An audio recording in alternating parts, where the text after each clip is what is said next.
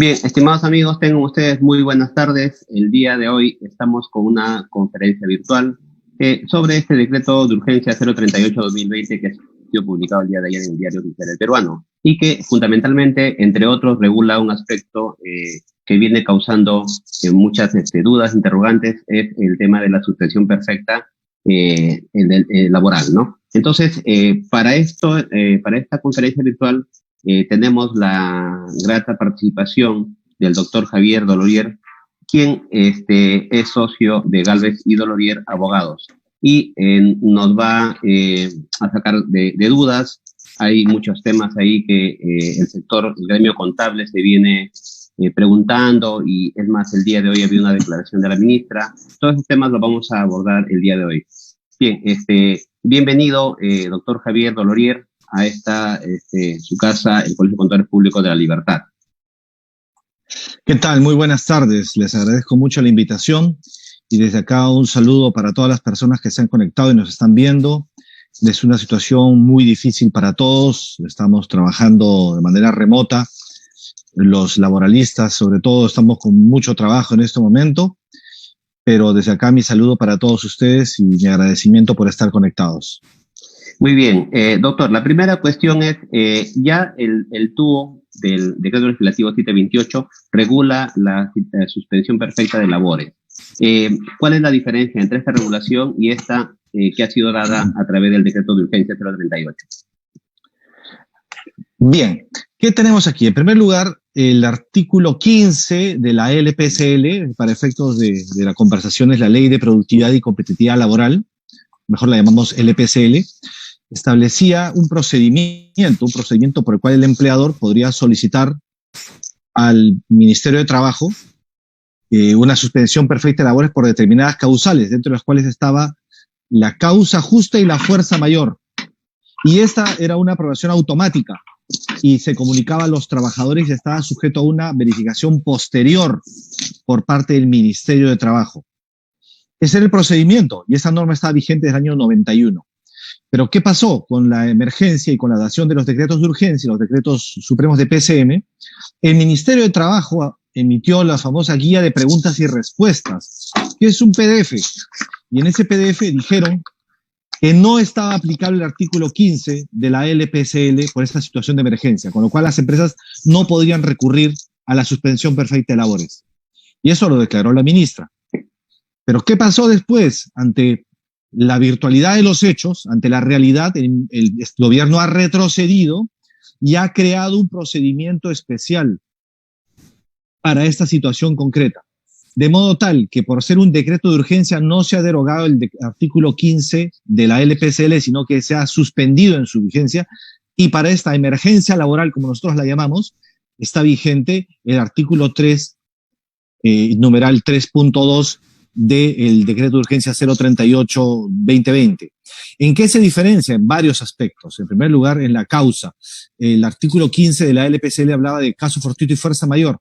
Y en documentos internos del Ministerio de Trabajo, una directiva nacional, decían que una pandemia era un supuesto de fuerza mayor. Y también el mandato legal, una imposición de legal para no desarrollar determinadas actividades, era un supuesto de fuerza mayor. Esto ya estaba previsto. Ahora lo que se habla son de dos supuestos diferentes, ¿no?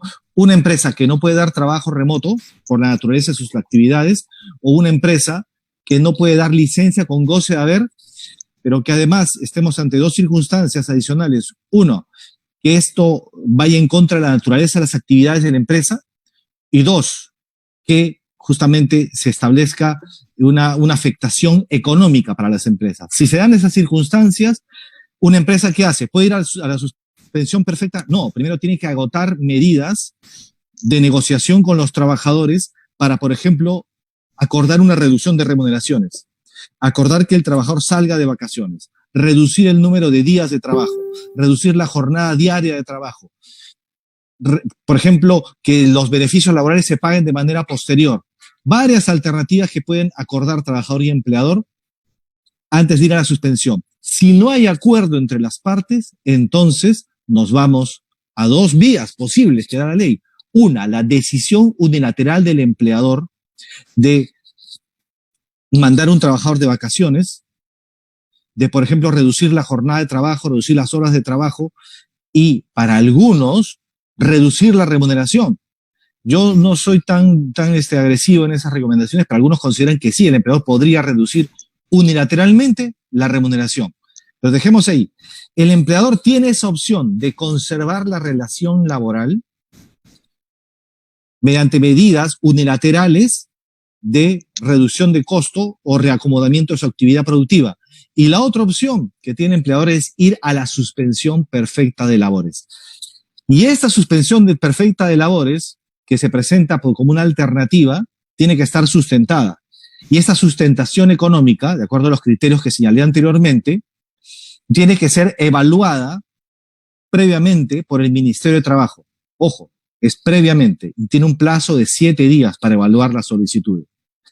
En esos 7 días, dentro de esos 7 días, el Ministerio puede decirnos que sí, que aprueba la medida, puede decir que no autoriza la suspensión perfecta, pero también podría guardar silencio.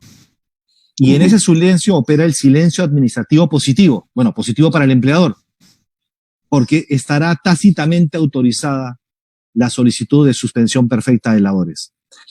En esta circunstancia, ¿qué pasa? En un plazo de 30 días, SUNAFIL tiene que supervisar, verificar si es que el sustento que presentó el empleador se ajusta a lo establecido en la ley. Puede que no autorice la suspensión perfecta, pero también podría guardar silencio. Con sustentar las condiciones previstas legalmente.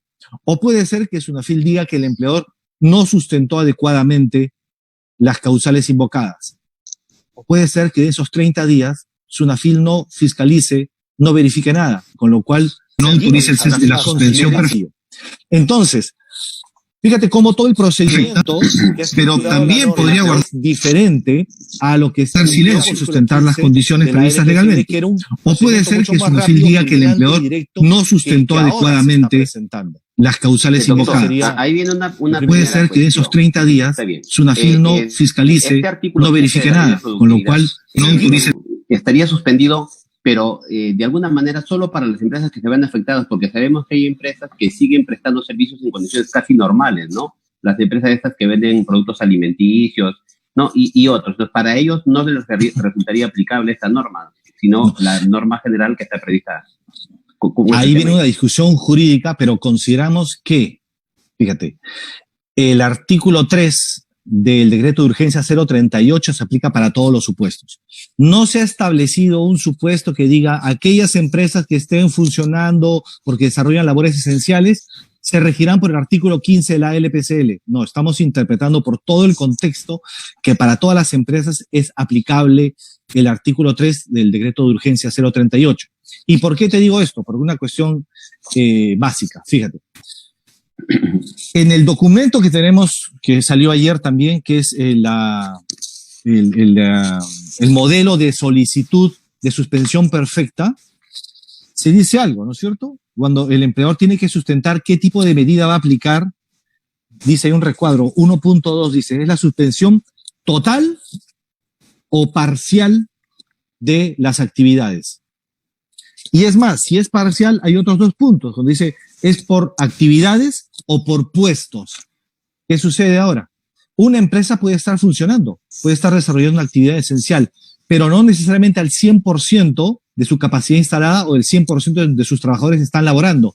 Algunos pueden estar haciendo trabajo remoto, algunos pueden estar haciendo trabajo presencial, pero no requiere el servicio de los 100 trabajadores de su planilla. Puede estar trabajando o necesitando a 30. ¿Qué pasa con los otros 70? Es justamente de aplicación también a esos casos, esos supuestos. De modo tal que en esa circunstancia el empleador podría celebrar acuerdos con los trabajadores y a falta de acuerdos tomar decisiones unilaterales. En resumen, no están excluidas las empresas que están prestando servicios en este momento de la regulación del decreto de urgencia 038-2020. Bien, doctor. Entremos un poco ya a la norma, al análisis de la norma. Y claro, lo que usted dice tiene mucho sentido cuando revisamos el ámbito de aplicación del decreto de urgencia, ¿no? Que hace referencia a empleadores y trabajadores del sector público, del sector privado, lo dicho en términos generales, ¿no? O sea, no ha hecho ningún tipo de excepción. Entonces, ahí también hay una primera cuestión, es ¿qué se entiende por sector privado? O sea, ¿a quiénes le compete exactamente esta norma? Tendremos que distinguir la primera gran frontera, ¿no? Del sector público del sector privado. El sector público tiene su propia regulación, que puede ser el decreto legislativo 276, puede ser trabajadores CAS, pueden ser trabajadores que están con orden, personas que están con orden de servicio, o pueden ser trabajadores que están regulados ya por la ley del empleo público, bajo el ámbito de servir. Ellos no son sector privado, a ellos no se les aplica estas normas. Existe un caso frontera, que es el caso de las empresas o entidades del Estado que regulan sus relaciones laborales por el decreto legislativo 728. ¿Qué pasa con ellos? Estamos ante un supuesto que lo que dice la última disposición de la norma es que también comprenderá a los trabajadores bajo el ámbito de servir, bajo el ámbito de FONAFE, a las empresas bajo el ámbito de FONAFE. Pero no dice nada de las entidades del Estado que se rigen por el régimen laboral de la actividad privada. Por ejemplo, Indecopi, por ejemplo, las reguladoras, por ejemplo, la ONP. ¿Qué sucede con estos trabajadores que regulan sus relaciones laborales por el 728, pero no son sector privado, son sector público? A ellos, por lo menos hasta hoy día, no se les aplica el decreto de urgencia 038. Por ejemplo, los trabajadores del Poder Judicial o son 276 o son 728, pero son sector público, no son sector privado. Diferente hubiera sido que la norma hubiera dicho, se aplica a todos los trabajadores del sector privado, y a aquellos trabajadores del sector público que rijan sus relaciones laborales por el 728. Es un supuesto diferente. Entonces, estamos ante una situación de insuficiencia normativa. La norma no es clara en este sentido y un grupo de trabajadores no está siendo abarcado. Por eso es que hacemos la distinción entre sector público-privado y todas las concomitancias que he señalado hace un momento. O sea, quiere decir que entonces un trabajador bajo el régimen de 728 que labora para el sector público podría estar tranquilo porque a ellos no le aplicaría este dispositivo, ¿no? Porque salvo la norma salvo que sea un trabajador de una empresa pública, una empresa del Estado, o que tenga un régimen especial, como por ejemplo Petroperú, que se considera válidamente que es sector privado, o aquellos servicios que han sido calificados como esenciales por norma legal expresa. Por ejemplo, la fiscalización laboral. O sea, una norma expresa que considera a la fiscalización laboral, sobre todo en estos tiempos, como una labor esencial. Eso lo ha aprobado también Servir, y eso lo ha establecido la OIT en diferentes documentos, donde señala que la fiscalización laboral es crucial y esencial en estos momentos de crisis sanitaria. De acuerdo. O sea, por eso decía, los trabajadores en buena cuenta del Estado que están bajo ese régimen podrían estar en cierto modo tranquilos, salvo aquellos que son contratados, ¿no? Son con contrato a plazo fijo o CAS, que podría ser que acabe en este periodo justamente su contrato. O sea, respecto de eso no hay obligación del Estado de continuar el contrato, ¿o sí? A ver, sí. Distingamos contrato temporal de trabajo de CAS. Seguramente las personas que nos escuchan saben la diferencia. En un contrato temporal de trabajo, según el artículo 16 de la LPCL, finaliza al vencimiento del plazo estipulado por las partes y no existe renovación del empleador, obligación del empleador de renovarlo.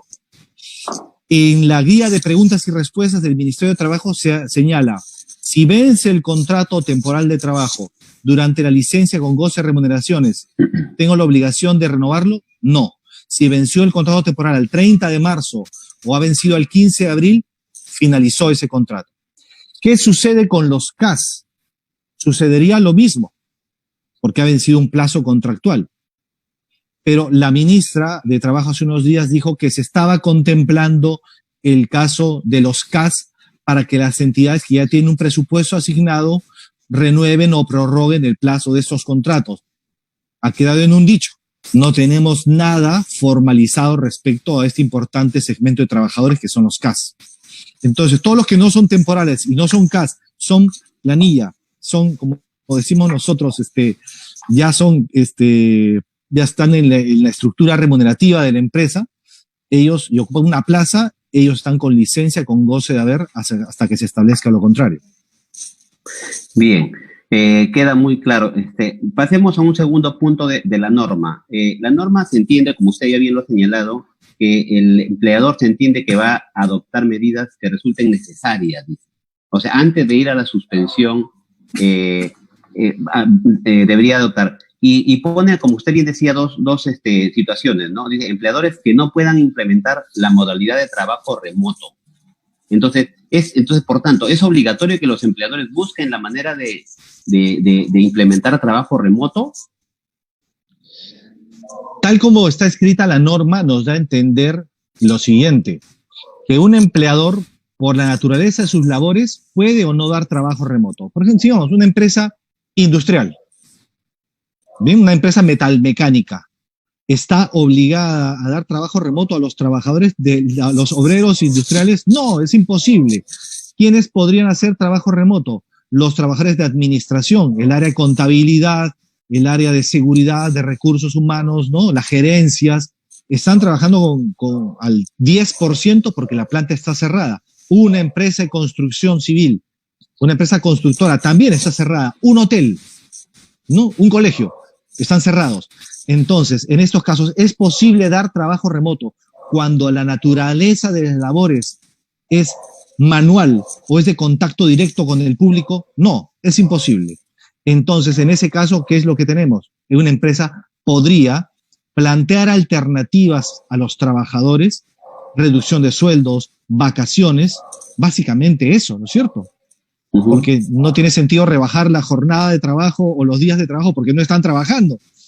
Adelantar beneficios sociales laborales. Podría hacer varias cosas, pero si los trabajadores no aceptan o no es viable hacerlo, el empleador puede recurrir o a la suspensión o a tomar decisiones unilaterales. De acuerdo. La norma también señala que por la naturaleza de sus actividades, usted bien señalaba, no hay negocios, hay empresas que no van a poder realizar, un restaurante, ¿no? Por ejemplo, que no hay atención, no hay forma, ¿no? Y el otro supuesto es o por el nivel de afectación económica que tiene a la fecha de entrada en vigencia. ¿Qué se entiende respecto de eso? O sea, ¿quiénes entrarían en esta otra parte? Mira, ahí viene la mala política legislativa, ¿no? Digamos, hay una falencia muy seria en la elaboración de las normas legales, porque una norma legal nos tiene que dar claridad a nosotros. No tiene que ser objeto de interpretaciones auténticas y que el doctor A diga esto, el doctor B diga esto. No, tiene que ser clara, prístina, transparente, que dé tranquilidad a los trabajadores o que los trabajadores sepan cuáles son sus derechos y también a las empresas. Entonces, esta norma tiene esa complejidad, porque veamos, espero explicarme bien. Hay dos supuestos, ¿no es cierto? La norma dice, por un lado, que no pueda dar trabajo remoto o que no pueda dar licencia con goce de haber. ¿En qué circunstancias? Cuando no sea propio la naturaleza de las labores o cuando la afectación económica al día de hoy sea muy seria para la empresa. Entonces tendrían que permutarse esta con estas dos y este supuesto con estos dos y resistir ambos supuestos. Entonces yo pregunto, ¿existe un supuesto donde una empresa no pueda dar licencia con goce de haber, pero que al mismo tiempo no pueda dar trabajo remoto? O sea, si una empresa no puede dar, siempre puedes dar licencia con goce de haber. Sí. Te endeudarás, pero si la ley te obliga a dar licencia con goce de haber, tendrías que dar licencia con goce de haber. Y que a la vez no puedas dar trabajo remoto. Yo he tratado de buscar y de preguntar a colegas cuál supuesto sería ese y nos damos con la respuesta. Resulta claro que si una empresa no puede dar licencia con goce de haber porque la situación económica al día de hoy es dramática, estás dentro del supuesto de la norma. Estás supuesto dentro de la norma. Claro. Si una empresa no puede, no puedes dar, estás sin posibilidad de dar trabajo remoto, pero estás en una situación de falencia económica, estás también dentro del supuesto de la norma. Eso es así, simplemente hubiera sido fácil decir, si no puedes dar trabajo remoto y al mismo tiempo no puedes dar licencia con goce de haber porque tu situación económica no te lo permite, entonces te vas a la suspensión o a la decisión unilateral. Han introducido un elemento que distorsiona y genera muchas interpretaciones, cuando eso debió haber sido sacado de la norma. Si hubiera sido el legislador, hubiera tenido alguna posibilidad, me acogería solamente a esos dos supuestos. Señor, si usted no puede dar trabajo remoto y al mismo tiempo, está en una dramática situación económica y no puede dar licencia con goce de remuneraciones, puede usted ir a esta vía o a esta otra vía. Eso hubiese sido mucho más claro. Ahora, estos dos supuestos hay que acreditarlos, o sea, el empleador necesita tener medios probatorios que lo acrediten, o cómo se podría acreditar en todo caso, pues te va sujeto a una revisión, ¿no? Sí, a ver, para eso nos tenemos que ir a este anexo, este documento, que ojalá las personas que nos ven puedan acceder a él, que es el modelo de las solicitudes de comunicación. Pero ¿saben lo que ocurre? Que esto viene a ser casi el reglamento del decreto de urgencia, porque complementa y dice muchas cosas que no están en el decreto de urgencia. Por ejemplo, la pregunta era, ¿cabe la suspensión parcial o tiene que ser total? Según este documento, puede ser parcial, por categorías y por puestos. Luego, ¿cómo puedo yo sustentar que hablé y comuniqué a los trabajadores o les propuse algo? ¿Qué es lo que dice el punto 1.4? Dice, para que marque el empleador, ha procurado la adopción de medidas para mantener la vigencia del vínculo laboral y la percepción de remuneraciones, privilegiando el acuerdo con los trabajadores, y entre paréntesis dice, cartas, correos, actas de reunión o cualquier otro instrumento físico o virtual que permita acreditar recepción por parte del trabajador por el cual el empleador haya propuesto al trabajador o trabajadores alguna medida. La redacción es fatal, pero ¿qué quiere decir con esto?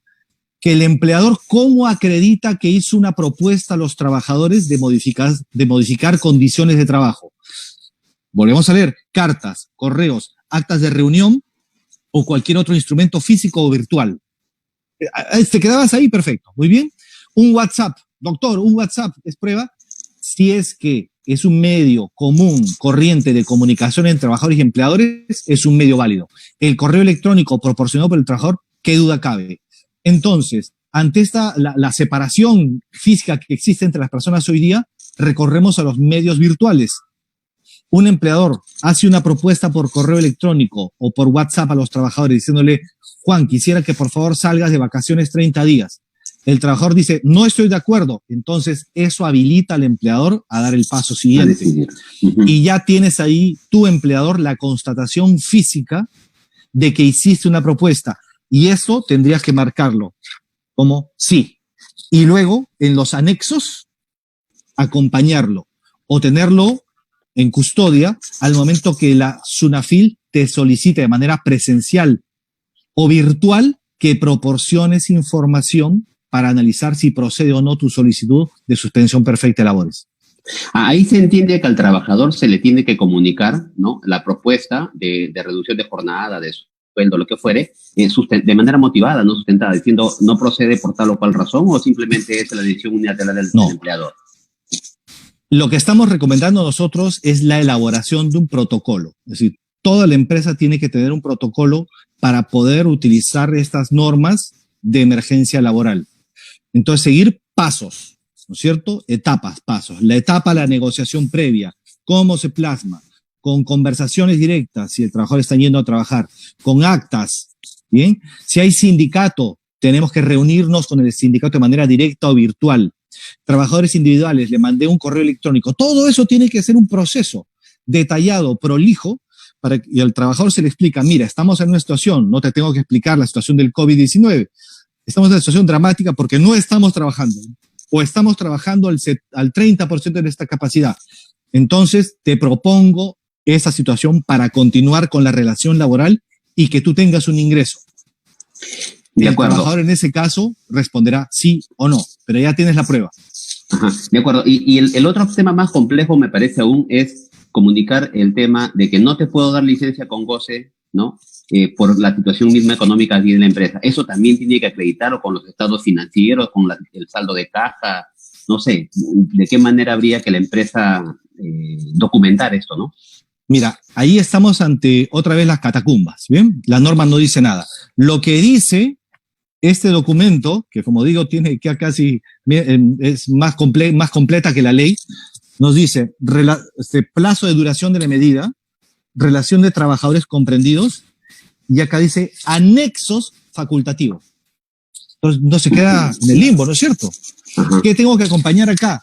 Porque al final dice, es una declaración jurada. Pero aquí, amigos, lo que dice es anexos facultativos. ¿Qué debemos acompañar aquí? Mira, distingamos empresas que que están prohibidas de elaborar. Sí. Aquí va a ser solamente la ley. La ley dice que yo soy una empresa de construcción, soy un comercio, soy una peluquería, soy un restaurante, soy un hotel, no puedo trabajar. Entonces basta eso eso nos exonera de presentar otras pruebas. Pero si estamos en una empresa que está elaborando por desarrollar una labor esencial, pero que requiere no reducir, pues eso suena a despido, disculpen. Si lo que hace la empresa, Sí. si lo que hace la empresa es tratar de aligerar su planilla mediante la suspensión perfecta, sí tendría que sustentar. ¿Por qué? Porque sus niveles de ventas se redujeron, porque los clientes les resolvieron contratos, porque, digamos, las actividades que desarrollaba ya no son tan permitidas en su integridad, o porque antes tenía 10 trabajadores en el área de contabilidad y ahora necesito trabajar solamente con 3 porque no estoy vendiendo, no hay facturas, no hay emisión, no hay movimiento. Entonces, eso tendría que ser sustentado en la solicitud adecuadamente. Y cuanta más información presentemos, va a ser mejor, considero yo. Doctor, ahora cuando la norma dice que se adopten medidas necesarias para mantener la vigencia del vínculo laboral y la percepción de remuneración, estas no están normadas. O sí hay una norma que establezca cuáles son estas medidas. No, recordemos que el decreto de urgencia 026 ya hablaba de esto para efectos de la compensación. ¿Recuerdan? Decía, la compensación de la licencia con goce de haber se hará por acuerdo de partes. Y en ausencia de el acuerdo de partes, se compensará tiempo por tiempo. Eso es lo que decía. Entonces ya daba a entender que para la compensación podría haber acuerdo de partes. Ahora se ha reproducido esto en este escenario. Entonces, ya viene a ser la particularidad de cada empresa. Si, por ejemplo, trabajadores tienen fijo y variable, entonces el empleador dice, oye, mira, no te puedo pagar el variable porque no estoy vendiendo.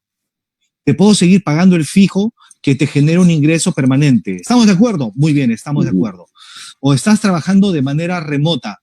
No te puedo pagar por la jornada completa, sino conéctate 3 veces por semana o solamente las mañanas, por ejemplo. Entonces, allí un trabajador que está yendo a asistir a la empresa, el empleador dice, mira, ¿sabes qué? Ya no vengas a asistir.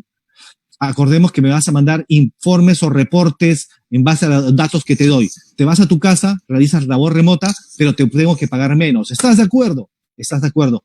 Hay un sinfín de posibilidades porque ya muchos han recurrido a las vacaciones. Y las vacaciones en el momento se van a acabar. Entonces ya tenemos que ponernos imaginativos de acuerdo a cada realidad empresarial y ver qué alternativas tenemos antes de pasar a la vía más dramática, que es la suspensión perfecta de labores. Perfecto. Y hay un término en esta norma que dice privilegiando el acuerdo con el trabajador. Eso debemos entender que si no me pongo de acuerdo con el trabajador, el empleador toma la decisión, tal como usted lo viene señalando. Sí, yo creo que sí, que aquí la redacción una vez más es pésima, ¿no? Porque dice, el empleador podrá hacer A, B, C, D, ¿bien? Sí. Privilegiando el acuerdo con los trabajadores. Quiere decir que primero tengo que tratar de acordar con los trabajadores. Y si no hay acuerdo, entonces yo podré tomar las medidas. Debió haberse escrito al revés, ¿no es cierto? Tendrá que hacerse por acuerdo de partes. Si no hay acuerdo de partes, decide el empleador. Como el artículo 15 de la ley de vacaciones, ¿no es cierto? Que dice, decidirán las partes. Y a falta de acuerdo, bien, decide el empleador. Eso es lo que tendría que haber dicho la normativa laboral, pero lo ha planteado al revés, de manera incorrecta, creo yo. De acuerdo. Y en la parte de la suspensión perfecta de labores, la norma empieza diciendo excepcionalmente. ¿Qué entendemos por excepcionalmente? Fíjate, si vemos el artículo 3 de la norma, habla, o sea, el título es medidas aplicables a las relaciones laborales en el marco del estado de emergencia nacional y emergencia sanitaria. Es el título del artículo 3. Pasamos al 3.1 y el 3.1 desarrolla todo el tema de los supuestos para que un empleador pueda llevar a cabo acuerdos de modificación de relaciones laborales o tomar la decisión unilateral. Es el numeral 3.1. Y el 3.2 ya es como si fuera el paso siguiente. Dice, excepcionalmente. Quiere decir, los empleadores referidos en el numeral precedente, es decir, los trabajadores comprendidos en el 3.1, que no hubieran llegado a un acuerdo con los trabajadores, pueden ir a la suspensión perfecta. ¿Qué entiendo yo? Digo, mira, yo, empleador, trato de llegar a un acuerdo con los trabajadores. No llego a un acuerdo. Entonces, ¿qué puedo hacer? Tomar decisión unilateral para mantener los puestos de trabajo, mantener la relación laboral vigente, pagarle remuneraciones al personal, pero también puedo, excepcionalmente, ir a la suspensión perfecta de labores. Este excepcionalmente también es fatal, ¿bien? Porque en realidad son alternativas, son opciones. Debería haber dicho, en caso de no haber acuerdo, el empleador podrá también acudir a la suspensión perfecta de labores. Así eso debe entenderse. Y es más, claro, y es más, les comento, bien, después que se publica el decreto de urgencia, bien, se publica el decreto de urgencia, ¿qué es lo que sucede? Se sale este modelo de solicitud el mismo día. Y hoy día se ha habilitado la plataforma virtual para que los empleadores ingresen las solicitudes de suspensión perfecta de labores. Con la velocidad de un rayo. Entonces, tan excepcional no es cierto. Claro. Si ya se habilitó toda esa vía, ya está abierta la carretera para que los empleadores pasen por ahí, tan excepcional no era. No es. O sea, aquí nuevamente una pésima técnica legislativa. En la práctica están diciendo algo distinto a lo que la norma dice, ¿no? Con los hechos. Bien, Así pasando a la parte del procedimiento. La norma habla de una presentación, una comunicación que tiene carácter de declaración jurada, ¿no? Se entiende que si se incurre en alguna inexactitud en esta comunicación, declaración jurada, no se aplica ninguna sanción, ¿no? Porque, claro, las consecuencias jurídicas de ellos más adelante es que se considera que el trabajador hubiese estado laborando, ¿no? O si hay alguna sanción por ello. A ver, distingamos primero. ¿Qué efectos tiene en la relación laboral si es que el ministerio no acepta la suspensión perfecta o luego fiscaliza y verifica que no ha sido utilizada correctamente por el empleador? Suceden varias cosas. Que todo el tiempo de la suspensión perfecta de labores se va a considerar como trabajado para todo efecto legal. ¿Qué significa esto? Que se va a entender como trabajado, se le tienen que restituir al trabajador las remuneraciones que no percibió, la parte proporcional de la CTS, se considerará para vacaciones, se considerará para gratificaciones, se considerará para utilidades. Entonces, la sanción pecuniaria para las empresas es seria. Pero además de eso, la empresa puede ser objeto de una multa. Y tendríamos que ir al esquema de multas del ministerio que publica Sunafil, y además distinguir si es una empresa régimen general o es pequeño o microempresa, porque los niveles de multas son diferentes. ¿No es así? Entonces, ¿cuál podría ser? Digamos, transgredir las normas sociolaborales. No hay un supuesto expreso, ¿no es cierto?, de llevar a cabo indebidamente la suspensión perfecta de labores del decreto de urgencia 038. No existe eso expresamente. Pero sí lo que existe, bien, es un supuesto genérico de transgresión de las normas laborales. Y la multa dependerá también del número de trabajadores afectados. Pero ¿qué sucede en los hechos? Muchos empleadores han optado directamente por la suspensión perfecta sin utilizar siquiera el artículo 15 de la LPCL. Y eso es totalmente ilegal. Entonces, mañana más tarde, con los reclamos de los trabajadores, esas empresas deben ser sancionadas. Entonces, ese es el escenario que se presenta en este momento. De acuerdo. Las disposiciones finales complementarias hacen referencia a que hay que comunicar una dirección de correo electrónico. En la primera comunicación hay que señalar una dirección para que ahí se tengan que notificar todos los actos administrativos que se produzcan como consecuencia del procedimiento. Esto es así, de esta manera hay que estar atentos a estas notificaciones. ¿Todo va a ser por esa vía? Definitivamente sí, por ahora va a ser todo por esa vía. Es más, uno presenta la solicitud de suspensión y a esa dirección electrónica que uno acompañe puede llegar un requerimiento de Sunafil por el cual solicite información de ser enviada de manera virtual. mándame tus estados financieros, mándame tus ventas, mándame tu planilla electrónica, mándame información diversa, mándame los acuerdos al que llegaste con los trabajadores. Entonces uno tiene que estar atento, así como si fuera nuestra dirección de la clave sol, ¿sí? Y entrar con frecuencia a esa casilla, a esa correo electrónico que uno ha señalado para recibir estas notificaciones de SUNAFIL. Perfecto. Entonces, una vez que se presenta la comunicación, declaración jurada, lo que corresponde es que la Autoridad Administrativa del Trabajo dice, entiende, será SUNAFIL, ¿no? Que va a ser la que realice en un plazo de 30 días hábiles esta inspección, esta verificación, la cual se entiende que va a ser remota, aun cuando también en las exposiciones finales se habla de una posible revisión presencial. ¿Cuál va a ser el escenario ahí? A ver, SUNAFIL actualmente está actuando con muy poco personal por razones que no conviene profundizar ahora. Un grupo importante de fiscalizadores no quiere fiscalizar. Entonces, yo pregunto, ¿SUNAFIL se va a dar abasto para verificar las decenas, si no cientos de miles de solicitudes de suspensión laboral perfecta que se van a presentar en estos días? En 7 días, como dice la norma, imposible. En 30 días van a poder abarcar un número de empresas, pero no se va a poder llevar a cabo eso. Entonces, habría que ser realistas, que SUNAFIL no va a poder fiscalizar todas las solicitudes que presenten los empleadores, ni verificar posteriormente esto. Doctor, pero ahí nos enfrentamos a una situación bastante complicada para las empresas, porque ya yo presento mi solicitud, empieza la suspensión de perfecta, y llegan los 30 días y SUNAFIL no me comunicó absolutamente nada. O sea, sigo esperando, no queda otra, porque ahí no hay alternativa. Los 7 días vienen después de que SUNAFIL ya ha realizado la inspección, ¿no? Nuevamente, una mala técnica legislativa. Porque tú tienes espero explicarme bien. Tú tienes los primeros 7 días, ¿cierto? Presentaste tu solicitud en 7 días, la SUNAFIL te puede decir sí, te puede decir no, o puede ver el silencio administrativo positivo. Eso lo mencioné hace un momento.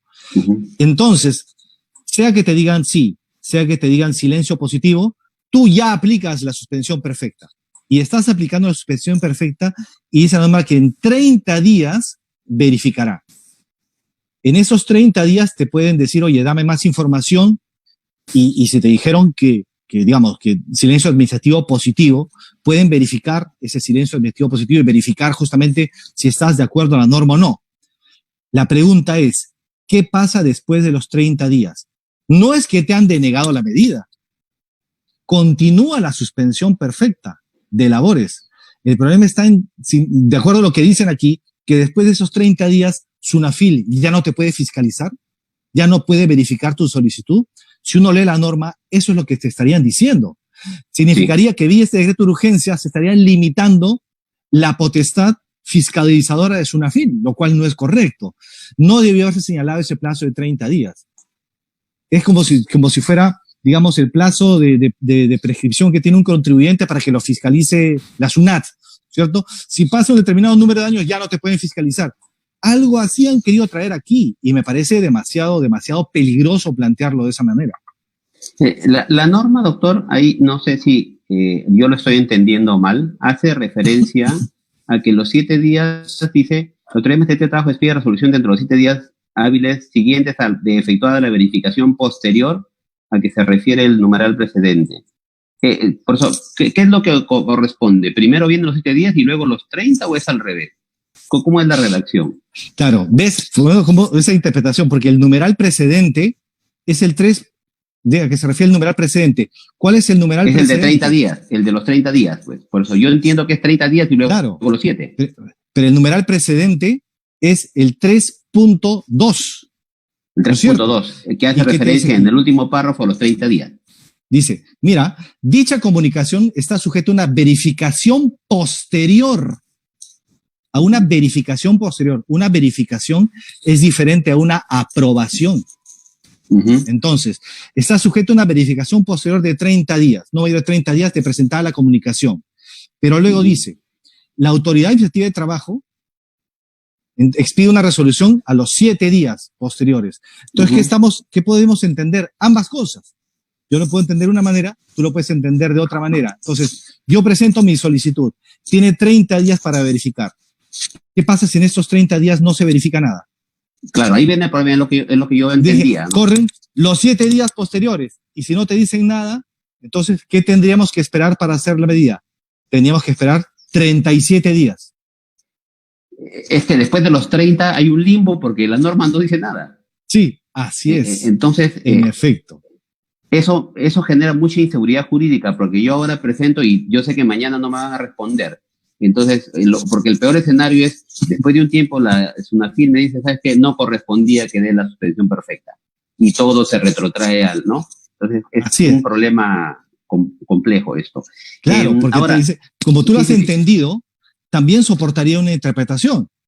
Sí. ¿Sí? Y serían ya no 7, sino serían 37 días. Ajá. Por eso decía, una pésima técnica legislativa. Tal vez eso de pronto se puede solicitar que se aclare, porque de hecho se requiere que el empresario tenga una respuesta en el plazo más inmediato. Y si no, que opere el silencio positivo, ¿no? O sea, que es el mejor escenario, ¿no? Así es. Bien, doctor, entonces, cerrado el procedimiento, las consecuencias ya usted las ha comentado, ¿no? Las consecuencias en caso que yo me haya cogido incorrectamente, pero en esta parte de las consecuencias hay un término que dice, de comprobarse la falta de correspondencia entre la declaración jurada presentada por el empleador y la verificación realizada por la autoridad, o a la afectación de la libertad sindical. Ese es un supuesto que no está dentro de o sea, no sigue la lógica de la norma. ¿Qué han querido decir con o la afectación a la libertad sindical? Por ejemplo, que dentro de la suspensión parcial de las labores, tú incluyas a todos los miembros de la junta directiva del sindicato. Por ejemplo, que tú tienes 100 trabajadores y requieres suspender la relación laboral con 70. 30 se van a quedar. Entonces, tú dentro de esos 70 incluyes a todos los miembros de la junta directiva. Descabezas temporalmente al sindicato y los 30 trabajadores se quedan sin el ente gremial que los proteja. Ese es el supuesto. O que, por ejemplo, tú utilices esto y digas, trabajadores, miren, 30 van a ir a suspensión, 30 se van a quedar, 70 se van a suspensión. Y tú condiciones la continuación del vínculo laboral a que los trabajadores renuncien o se desafilien al sindicato. Porque acá la norma, ojo, y es un tema importante, no establece cuáles son los criterios por los cuales tú vas a coger a unos sí y a otros no. Debe ser un criterio objetivo, ¿no? Pero si tienes dos que realizan labor en recursos humanos, ¿a cuál eliges? ¿Al que tiene carga familiar? ¿Al que no tiene carga familiar? ¿A la madre trabajadora? ¿A la madre gestante? ¿A quién eliges? No hay un criterio. Pero lo que dice la norma es que en este caso tú no puedes, digamos, persuadir, entre comillas, a un trabajador a que se desafilie a un sindicato para que no esté afecto en la medida de suspensión de la relación laboral o que descabeces al sindicato. A eso quiere decir la norma, ¿no? Que exista representación sindical. Perfecto. Doctor, yendo a la vigencia, esta norma entra en vigencia, se entiende, a partir del día siguiente de la publicación. O sea, a partir de hoy se pueden presentar las solicitudes, como bien usted lo ha señalado, que ya está habilitado. No cabe posibilidad de manera retroactiva, ¿no? Se entiende que la suspensión de aquí para adelante, ¿no? Sí, así es. Primero, tienes que haber agotado los pasos previos de comunicación a los trabajadores, ¿no? Tienes que haber agotado el paso previo de comunicación a los trabajadores, tratar de llegar a un acuerdo y después de eso seguir hacia adelante, ¿no? No tiene efectos retroactivos, tendría que aplicarse desde el momento en que tengas la aprobación tácita que estamos conversando por parte del Ministerio de Trabajo. Y no puede ser para una fecha anterior a la entrada en vigencia de la norma. Ahí tengo una duda. ¿Hay que esperar la aprobación de la Autoridad Administrativa del Trabajo? O sea, o simplemente yo ahora tomo sigo el protocolo, ¿no? Y no sé, en 2 días, ¿no? En 2 días yo ya opera la suspensión perfecta de labores. No. Tendrías... Bueno, ¿ya opera o tengo que esperar que me digan sí, procede? Correcto. No. A ver. Siguiendo la teoría de que presentas la solicitud y son 7 días, siguiendo esto, tienes que esperar que transcurran los 7 días para que te digan o que sí, o que no, o que corra el silencio administrativo positivo. Positivo. Así es. Es decir, al 8º día de presentar la solicitud, ya podrías tú aplicar la medida.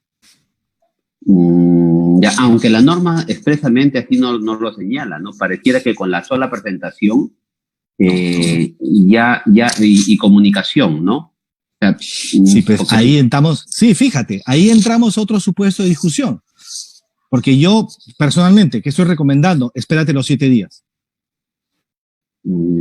Presenta tu solicitud y espera los 7 días. Y 7 días, si no te dicen nada, silencio, porque dice silencio administrativo positivo. Y hable de una autorización. Entonces, es mejor esperar a tener una autorización expresa o el transcurso de los días antes de aplicar la medida.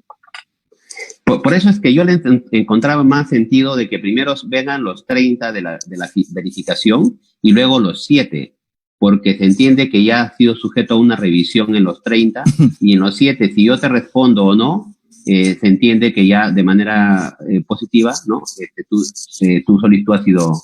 Claro, con lo cual, mira, estaríamos ante el supuesto de que la norma actual, el decreto de urgencia 038, es más protector y garantista que el artículo 15 de la LPSL.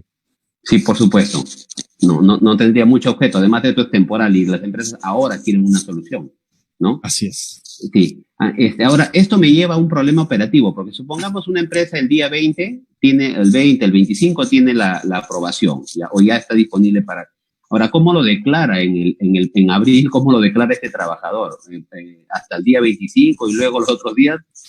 ¿Cómo hago operativamente? Eso me preguntaron varios contadores antes de empezar la conferencia. Yo creo que tendría que adecuarse, el PLAME tendría que adecuarse a esto y abrir un campo, ¿no? Porque estarías ante un tiempo de trabajo efectivo o de licencia con goce de haber y otro tiempo de suspensión perfecta de labores.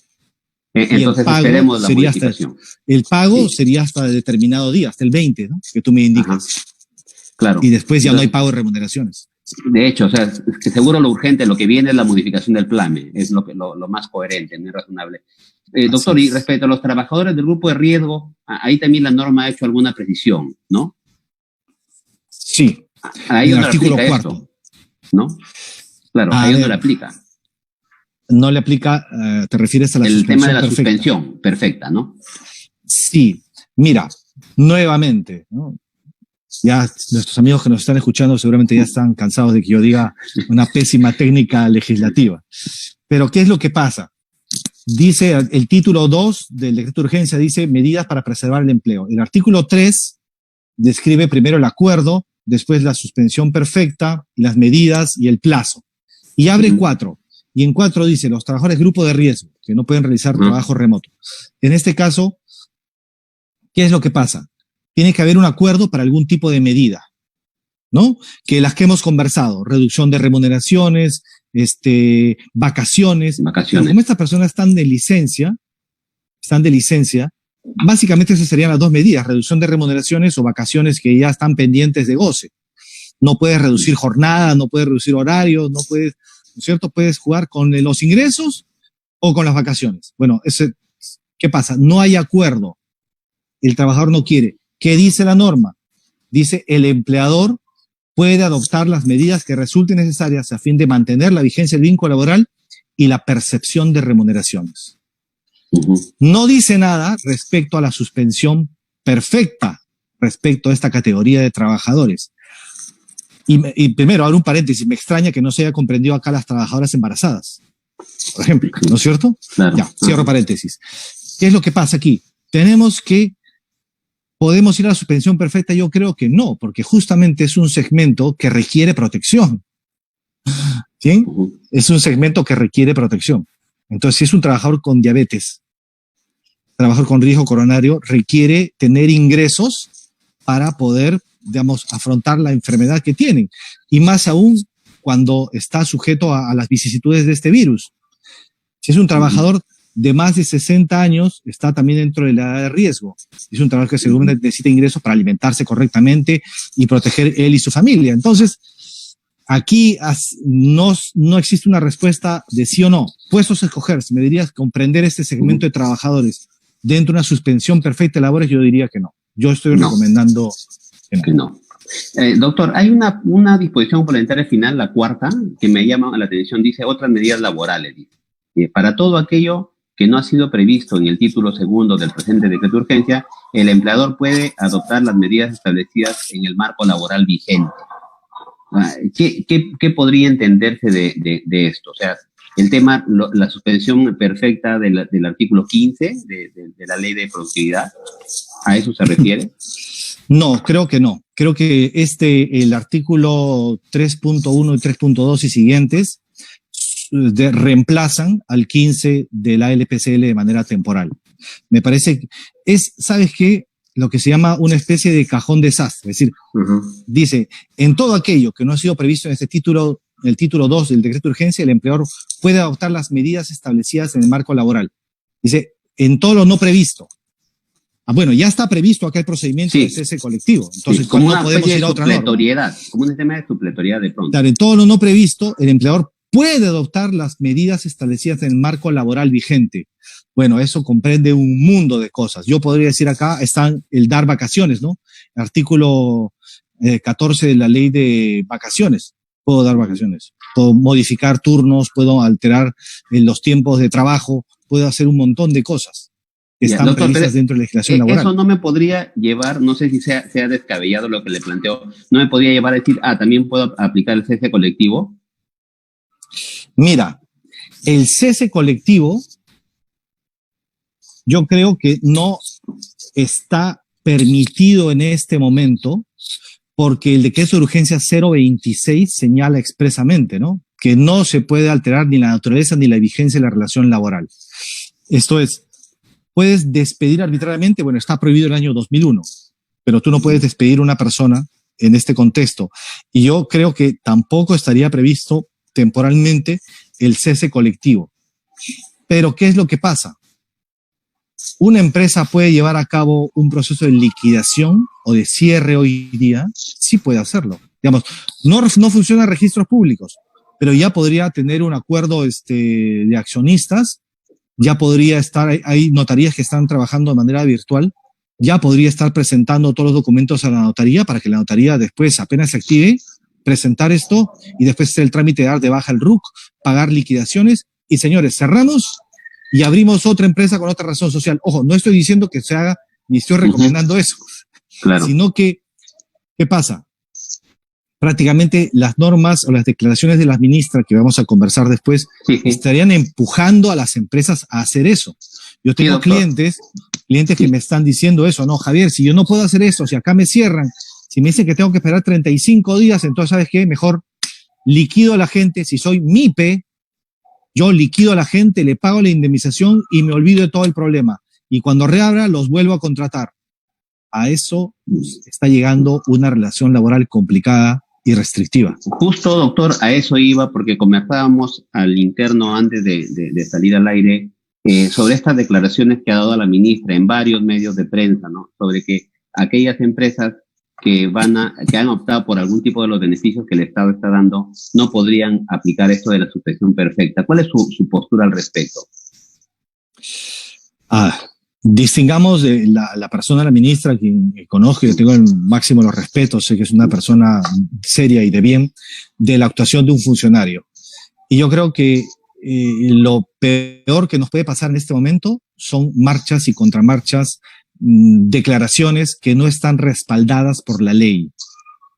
Por ejemplo, en el caso de el procedimiento de suspensión laboral perfecta del artículo 15 de la LPCL, eso estaba legalmente vigente, pero el ministerio tuvo una posición de decir que no está vigente, no se aplica, y luego retrocede y dice que sí. Ahora, no existe norma legal que condicione a una empresa a ir a la suspensión laboral perfecta si al mismo tiempo se acogió a Reactiva Perú o solicitó el bono de 35% de remuneraciones de los trabajadores que ganen menos de 1.500 soles. No existe esa norma, ni se puede interpretar ello. Si es que esta declaración de la ministra va a tener algún momento validez, es que salga una norma que expresamente diga, señor empleador, si usted se acogió a Reactiva Perú, entonces ya no puede ir a la suspensión laboral perfecta. Señor empleador, si usted se acogió al 35% de los 1.500 soles, ya no puede ir a la suspensión laboral perfecta. Una norma lo tendría que decir y ahí veríamos las consecuencias de la norma. Pero A mí me parece preocupante que se den este tipo de interpretaciones en un contexto donde lo que tiene que haber es mensajes claros, directos a trabajadores y empleadores y no generar más confusión. Lo que pedimos los abogados laboralistas ya no es solamente que las normas estén dadas claramente, de manera prístina, transparente, sino que además las declaraciones de los funcionarios públicos no vayan en contra del texto expreso de la ley. Esa es mi apreciación personal sobre el tema. Ahora, pongámonos en el supuesto de que una empresa quiere acogerse a Reactiva Perú y le cierran la puerta de la suspensión perfecta de labores. ¿Qué tiene que hacer esta empresa? Mantener la licencia con goce de remuneraciones.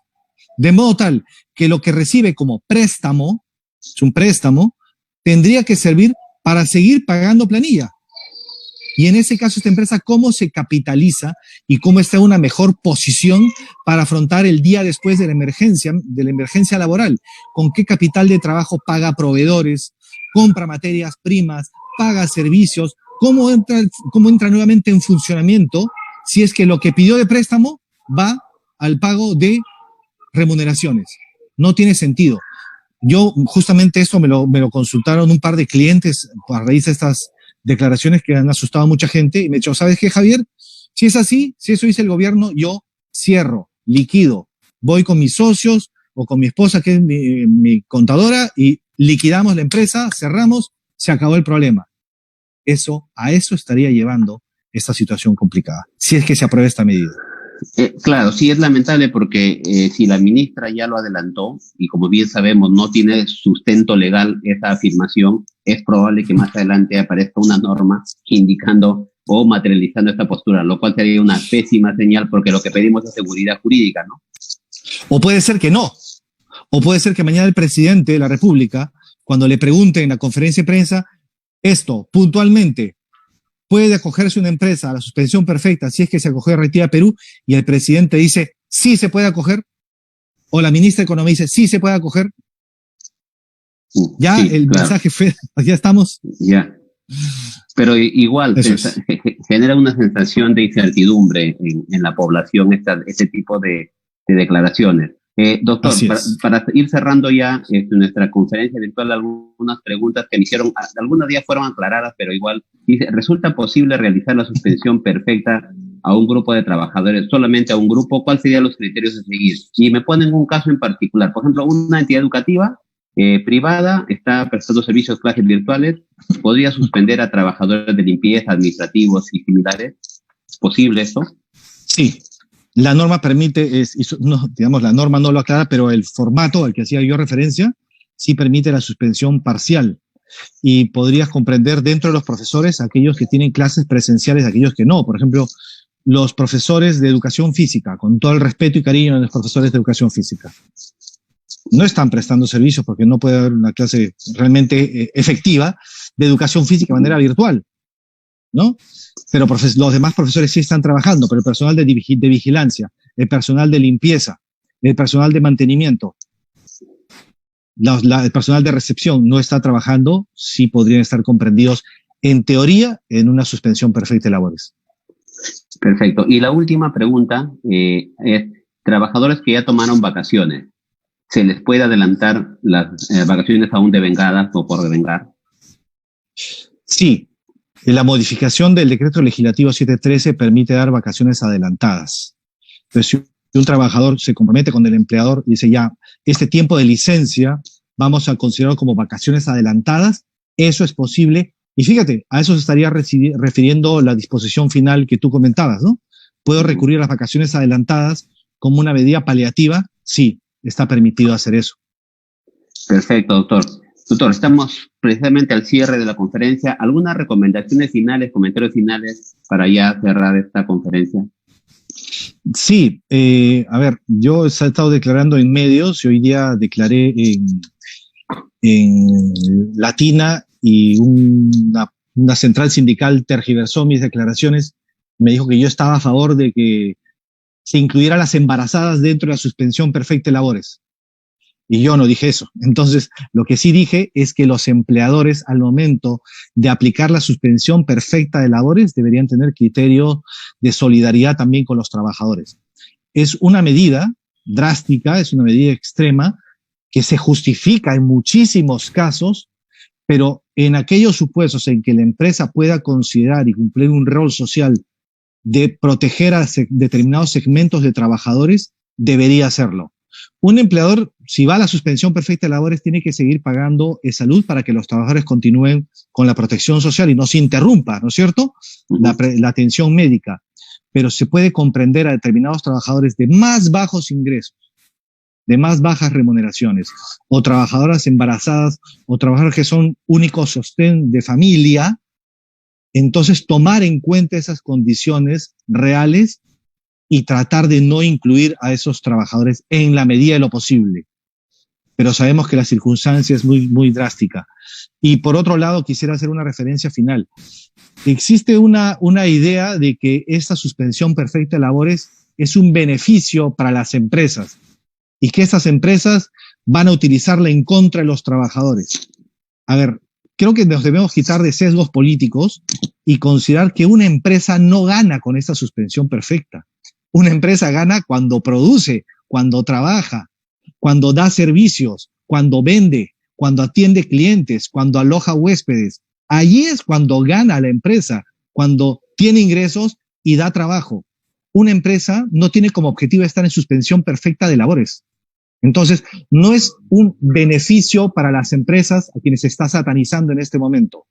Hay muchas empresas que están actuando mal en este momento, sí es cierto, pero esta es una situación extrema, excepcional, que tiene por objetivo preservar a las empresas para que una vez superada esta emergencia sanitaria puedan volver a activarse rápidamente y volver a contratar trabajadores y llamarlos a seguir produciendo.